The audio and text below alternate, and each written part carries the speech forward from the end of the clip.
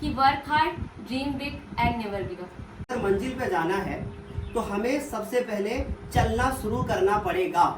तो यहाँ पे हमारे साथ दो स्टूडेंट हैं, एक हमारे साथ साक्षी हैं और साथ ही साथ यहाँ पे जया है। और जया उत्तर प्रदेश के जिले रायबरेली से रैंक 1 लेके आई है और बहुत ही अच्छी तरीके से इन्होंने पढ़ाई की थी।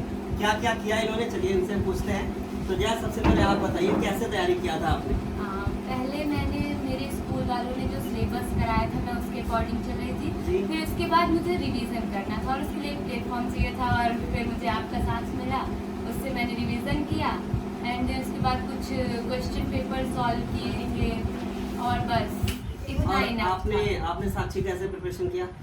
मैंने सर शुरू में सिलेबस पहले पूरा किया, जी। फिर उसके बाद गर्मी की छुट्टी हुई, फिर लास्ट जब छुट्टी ख़त्म होने वाली थी तो आपका चैनल मिला तो मैंने उससे नोट्स बनाए, फिर उसके साथ मैंने तैयारी की। मतलब आपके कहने का मतलब है कि आपका नोट्स जो था वो सेल्फ आपने बनाया था, राइट? नो सर, हाँ, आपने बनवाया था। मीन्स जो हम डिजिटल बोर्ड पे देते थे। Yes sir. अच्छा, आपने इतना अच्छा स्कोर किया है, सेम क्वेश्चन हमारा जया से भी होगा कि कौन से मंथ में आपका सिलेबस पूरा हो गया था? कुछ आइडिया?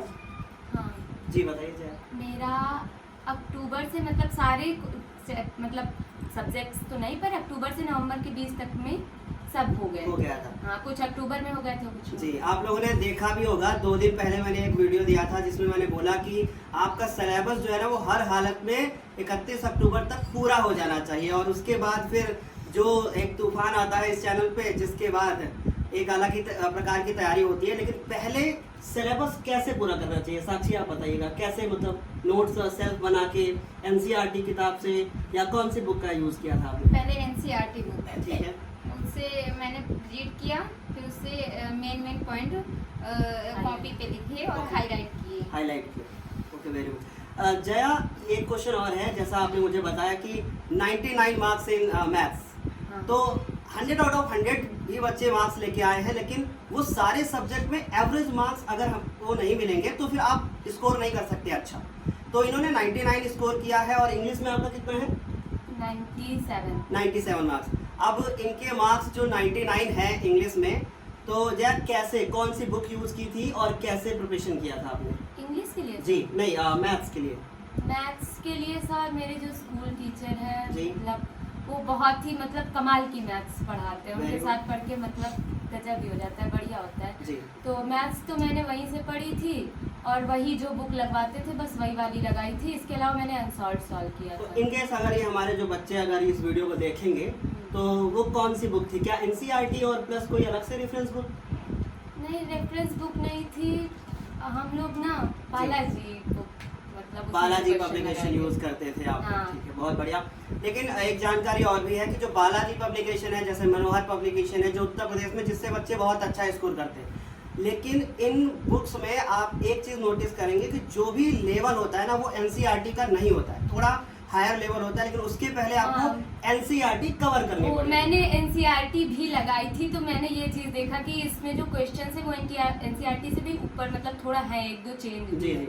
और एक चीज का भी ध्यान रखना होगा, जैसे अभी हाल ही में आपको पता है कि एनसीईआरटी का जो सिलेबस है वो थोड़ा सा रिड्यूस हुआ था 30%, अभी वो रिड्यूस ही रहेगा। वो फाइनल हमारी एक न्यूज़ जो है मीन्स आ चुकी है, बुक्स वही रहेंगी, अब चेंज नहीं होगी। तो ऐसे में साक्षी आप बताइए मैथ्स में कितना स्कोर था? 97 मार्क्स। आपको कैमरे के सामने देख के बोलना होगा। 97 मार्क्स इनके मैथ्स में हैं। इन्होंने बताया कि एक एक पॉइंट करके नोट करती थी और सिलेबस इनका भी लगभग अक्टूबर के आसपास ही कवर हो गया। Yes sir. कवर हो गया था। बाकी इंग्लिश कैसे प्रिपेयर किया आपने?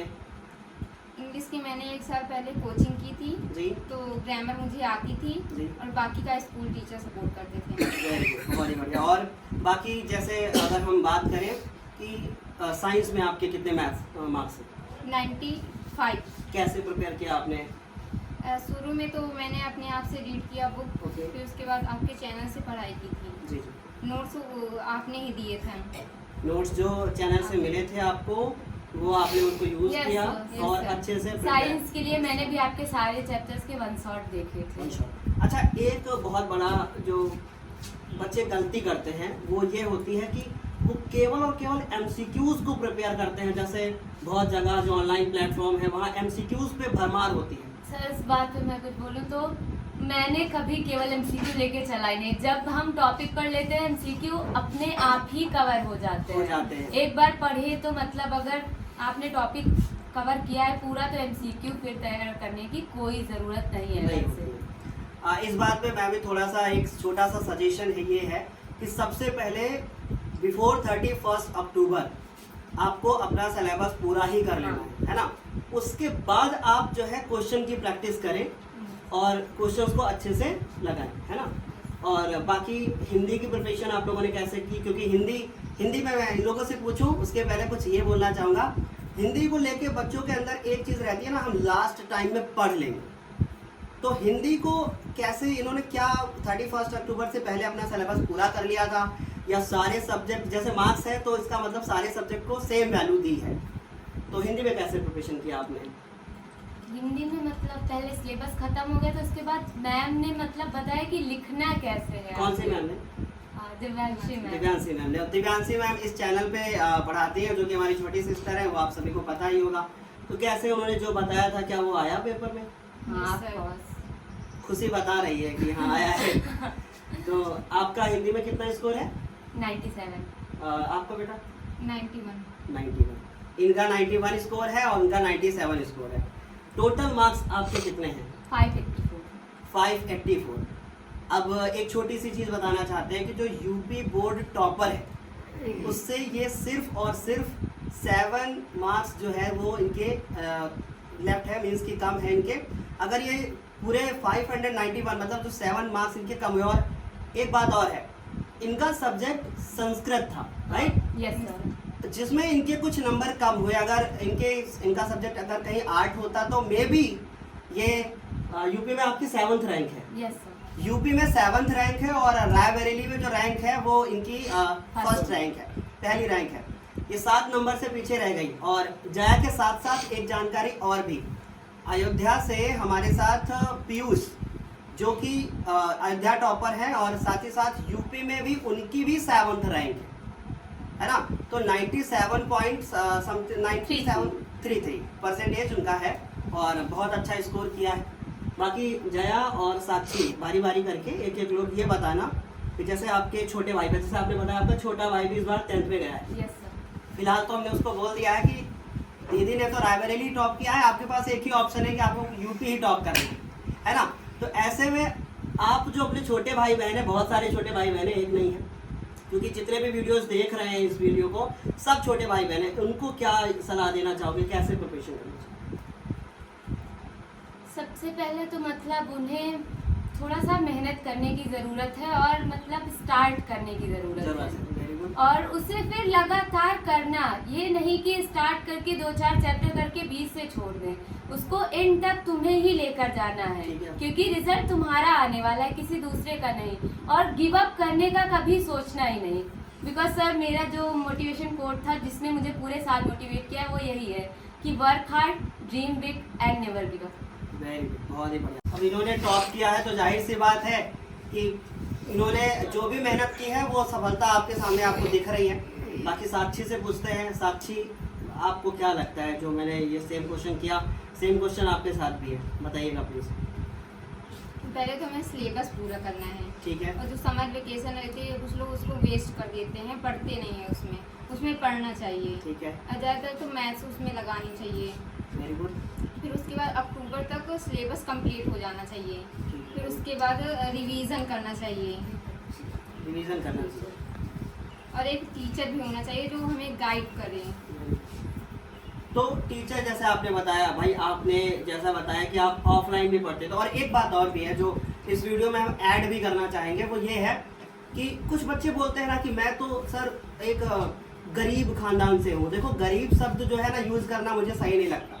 आप आर्थिक रूप से कमजोर हो सकते हैं लेकिन आपका दिल और हिम्मत आपके अंदर बिल्कुल भरी होनी चाहिए। साक्षी इस बात की मिसाल है, क्योंकि इनके पिताजी से जब हमारी बात हुई तो पिताजी ने कहा कि मेरी बिटिया 5th क्लास तक प्राइमरी स्कूल में पढ़ी है। तो जो आजकल का समाज है ना, बोलता है कि हम गांव में रह के कुछ नहीं कर सकते, या मैं गांव से हूँ नहीं कर सकता। इस बारे में साक्षी क्या कहना है आपका? आपको क्या लगता है कि गांव से रह के हम नई चीजें कर सकते हैं? कर सकते हैं, अगर मेहनत और जुनून हो जी। तो हम कर सकते हैं। मेहनत और जुनून, और एक और चीज है कि सही रास्ता चुनना। अगर मंजिल पे जाना है तो हमें सबसे पहले चलना शुरू करना पड़ेगा। अगर हम चलेंगे ही नहीं तो मंजिल कहाँ मिलेगी? और जैसे मंजिल हमें पानी है, हम चलना स्टार्ट कर दें, रास्ते में हम जब रहेंगे तो हमें एहसास होगा कि हम सही जगह जा रहे हैं या गलत जगह जा रहे हैं। लेकिन एक्सपीरियंस क्या इससे मिलता है कि हम गलत डायरेक्शन में जा रहे हैं या सही डायरेक्शन में जा रहे हैं? क्या कहना है जाए इसे?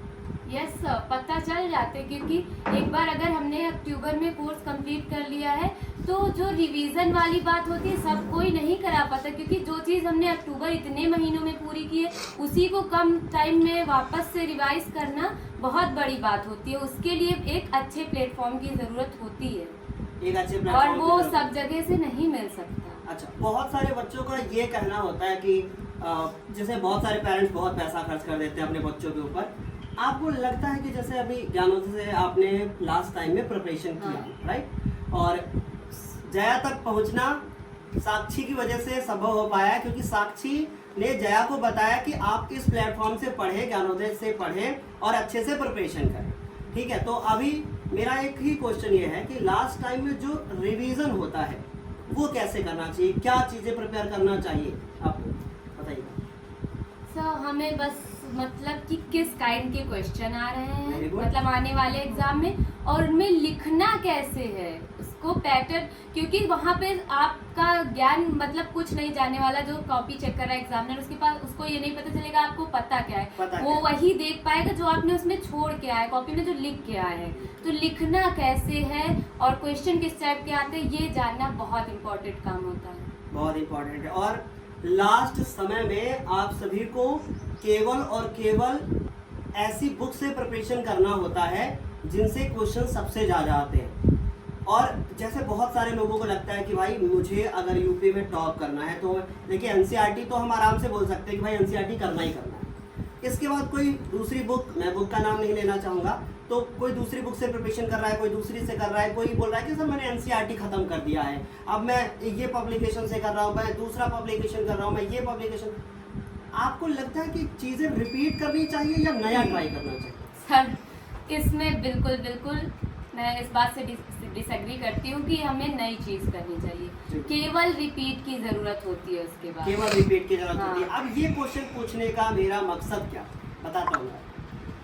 इस बार जब मैं जनवरी में क्वेश्चन करा रहा था तो मैंने जितना भी अप्रैल से लेकर दिसंबर तक पढ़ाया था, इन लोगों ने भी नोटिस किया होगा, सेम स्लाइड जो थी वो सर रिपीट कर रहे थे।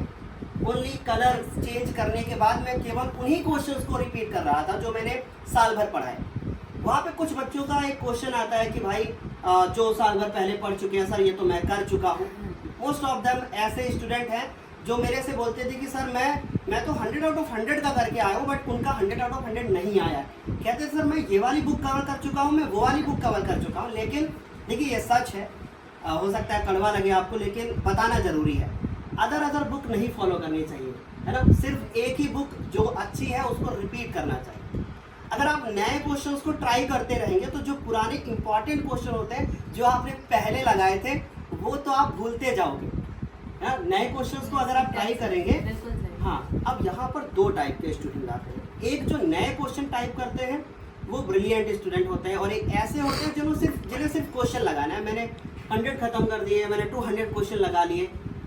यहाँ पर ये कहने का मतलब है कि एक राइट टाइम ये होता है या पीक टाइम ये होता है कि आप क्वेश्चंस को रिपीट एक सही समय पे करें। और क्वेश्चन को रिपीट करने का टाइम किस टाइम पे आपको रिपीट करना स्टार्ट करना चाहिए, जनवरी या फिर दिसंबर?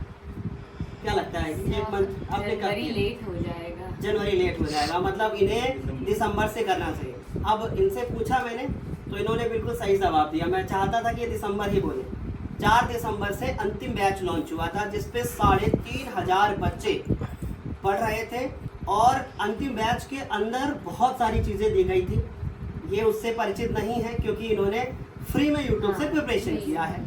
लेकिन हमारा जो प्लेटफॉर्म है वो फ्री भी पढ़ाता है और पेड भी पढ़ाता है। इसके बारे में आपको बहुत अच्छे से जानकारी होगी। वन मोर क्वेश्चन, और ये लास्ट क्वेश्चन होगा। लास्ट आपको कैसा फील हो रहा है अब कि आपने रायबरेली टॉप किया है? और ये इनकी फ्रेंड है, इन्होंने भी अपने स्कूल में बहुत अच्छे मार्क्स, क्योंकि 92 बहुत होते हैं, इतना तो इन्होंने खुद ना सोचा होगा, मुझे ऐसा फील होता है। क्योंकि तो अब जया से शुरू करेंगे जी। जया, कैसा लग रहा है ये मार्क्स देखने के बाद? आपके जो रिलेटिव्स या स्पेशली मैं, है ना, और जो आपका आसपास के पड़ोस के लोग हैं, या कोई प्रेस कॉन्फ्रेंस के थ्रू ये जो हुआ है, ये क्या हुआ है, ये कैसा फील हो रहा है आपको? मतलब बहुत ही अच्छा, मतलब अनबिलीवेबल, बहुत मतलब मेरे लिए बहुत ही अच्छी बात है। बहुत अच्छी बात है। देखिए, एक बात हमेशा याद रखिएगा कि हम यूपी टॉप नहीं कर पाएंगे तो हमारे पास डिस्ट्रिक्ट टॉप करने का एक ऑप्शन है, वो नहीं कर पाते हैं तो हम अपने क्षेत्र में टॉप कर सकते हैं, फिर वो भी नहीं है तो आप अपने स्कूल में टॉप कर सकते हैं। ये बात हम कई बार वीडियो में रिपीट भी करते हैं ताकि आप डिमोटिवेट ना हो कि मैं कहीं का तो टॉपर बन सकता हूँ, भाई स्कूल का नहीं बन पाया, कोई बात नहीं, हम अपनी पूरी रिश्तेदारी में सबसे ज़्यादा मार्क्स लेके आएंगे। जैसा ये बच्चा वीडियो शूट कर रहा है, इसलिए भी अपनी रिश्तेदारी में सबसे ज़्यादा मार्क्स लेके आया है, अभी इसके चेहरे पे स्माइल है। अब इसके बाद नहीं आप अगर कर पाए तो एटलीस्ट अपने भाई बहनों में सबसे ज़्यादा गर्व तो आपको फील होगा तब भी ना, कि आपने इतने ज़्यादा नंबर स्कोर किए। अब जैसे इनका छोटा भाई है, उसके पास तो एक अलग ही एक चुनौती तैयार हो गई उसके लिए कि दीदी से ज़्यादा 584 मार्क्स से ज़्यादा लाना, एटलीस्ट 85, है ना। तो अब एक सजेशन दे दीजिए बच्चों को, उसके बाद फिर हम एंड करते हैं इसको। अपने विद्यालय का सीनियर का आता है। अच्छा, आप बताइएगा, एक एक करके बताइएगा। बताइए जया, क्या कहना चाहोगे आप आने वाले बच्चों को? एक छोटी सी लाइन, फिर उसके बाद एंड करेंगे। प्रिपरेशन के लिए सबसे पहले अच्छे से सिलेबस, वो भी अक्टूबर तक में, क्योंकि अक्टूबर एंड लाइन है, उसके पहले आप करते हो वेरी गुड, बहुत अच्छा है, पर अक्टूबर एंड लाइन है, तब तक में आप अच्छे से पूरा सिलेबस क्लियर कर लो। उसके बाद रिवीजन स्टार्ट कर दो, दिसंबर तक ठीक है रिवीजन चलाओ। उसके बाद जनवरी में थोड़े से पेपर, सैम्पल पेपर्स भी ज़रूरी होता है कर लेना, क्योंकि आप फर्स्ट टाइम बोर्ड देने बैठते हो तो जब फर्स्ट पेपर होता है तो थोड़ी सी घबराहट हो जाती है, तो वो ना हो इस वजह से उसके लिए आप प्रिपेयर हो, इसलिए एक दो सैम्पल पेपर्स लगा लेने चाहिए। अब इन्हीं के बाद से क्वेश्चन और निकलता है कि नोट्स कैसे प्रिपेयर करना चाहिए, साथी आप बताइए। नोट्स को हमें ज़्यादातर बच्चे रीड करते हैं, ठीक है, लेकिन हमें लिख करके प्रैक्टिस करनी चाहिए, इससे ज़्यादा याद रहता है, माइंड में अच्छे से रहता है। Very good. अच्छा, क्या नोट्स को बहुत ज़्यादा कलरफुल बनाने की ज़रूरत है, सजाने की ज़रूरत होती है? नो सर, सजाने की ज़रूरत नहीं होती। यही क्वेश्चन होता है बच्चों का कि हम नोट्स तो बना लिए, तो हमारा सब कुछ कंप्लीट हो गया है, लेकिन वो आपके माइंड में कैसे नोट्स वो तैयार हुआ है ना, ये चीज़ इम्पॉर्टेंट है। और लास्ट अभी हमारा है, इसके बाद हम एंड करेंगे वीडियो को, कि अगर आपको मैथ साइंस में बहुत अच्छा स्कोर करना है तो एनसीईआरटी की लाइन बाय लाइन आपके दिल और दिमाग में छपी होनी चाहिए। और एनसीईआरटी का अगर आपसे कोई पूछ ले कि 7th चैप्टर का 10 नंबर क्वेश्चन कौन है, तो आप कौन सा है, तो आपको तुरंत माइंड में होना चाहिए कि भाई y बराबर इक्वल टू mx प्लस 3 करके क्वेश्चन है, आपको पेज नंबर तक याद होना चाहिए। मतलब मेरे साथ भी ऐसा था, जब मैंने मैथ्स के क्वेश्चन जो एग्जाम में आए उनको लगाया तो मुझे उनके आंसर्स याद आ रहे थे, तो उसमें सोचना ही नहीं था कि गलत होगा या सही होगा, क्योंकि आंसर तो याद ही है। मैथ में बहुत अच्छा स्कोर करना है तो एक छोटा सा राज ये है कि first of all complete your NCERT syllabus, only NCERT syllabus and only 14 chapter, है ना, 14 चैप्टर को हमें कवर करना है बहुत अच्छी तरीके से, है ना। चलो ठीक है, अभी इसको एंड करेंगे और पुनः एक बार इन सभी को ढेर सारी शुभकामनाएं और आपके उज्जवल भविष्य के लिए भी कामना करता हूँ। बहुत सारी